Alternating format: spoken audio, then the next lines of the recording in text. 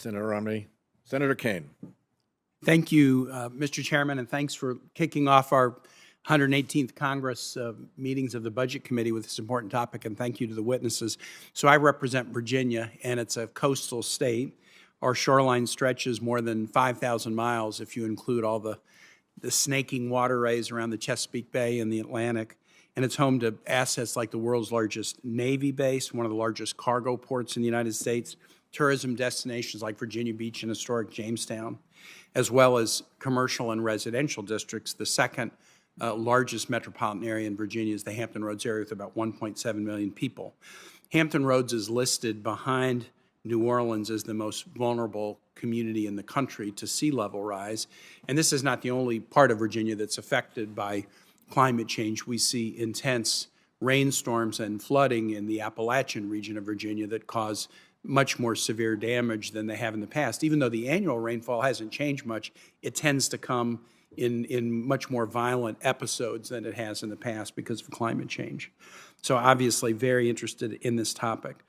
One of the things that I've been troubled by, and I want to pick up a little bit, Senator Romney was talking about debt and spending and wanting to spend the right way, not the wrong way. One of the things I've been troubled by in 10 years here in the Senate is it seems like we are willing to spend a lot of money on climate change, but only in this sense, we spend in response to emergencies. So we'll do a superstorm Sandy emergency relief package in the aftermath of some significant climate event, and you can pretty much count on bipartisanship. We'll try to find ways to help our communities out when they've been hurt. Or we'll rewrite the federal flood insurance program to provide more and more financial support for those whose residences and businesses are getting more severe flood damage than they have in the past. So we'll come in to respond on the back end. But what has been harder to do is find smart resilience funding, or even more importantly, smart prevention funding. I do think, as Senator Romney said, we are on the prevention side. Some of the research investments, either in the CHIPS and research bill and in the infrastructure bill, are maybe front-loading some of these expenses in the prevention side.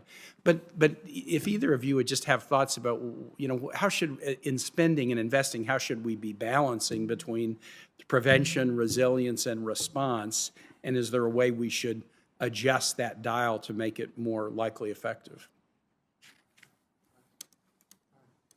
Well, I think the most important thing we can do is create the incentives now to prevent this problem from getting bigger and bigger into the future. So that's what we have to do immediately. The costs themselves are primarily in the future. And so, among other things, we have to be prepared. I think in terms of what we really need to do to address this problem, as one of the senators mentioned, we have to create the innovation to create the new types of, energy,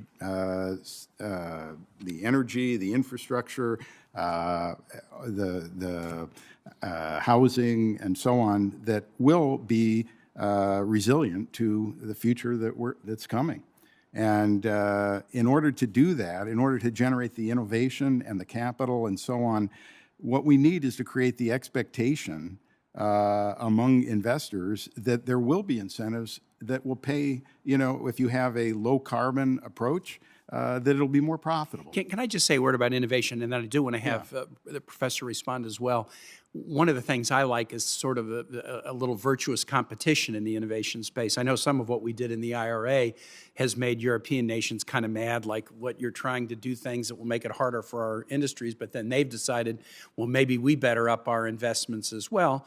And that kind of virtuous competition, it can lead to some tough words between otherwise allied nations, but it may not be bad in terms of the overall goal. Dr. Holtz-Eakin, I know you wanted to say something. Just briefly, I mean, if you take the flood insurance program as an example, for long periods, we didn't update the flood maps and deliberately didn't update the flood maps. So that's a terrible idea, right? You have to know the risks you face.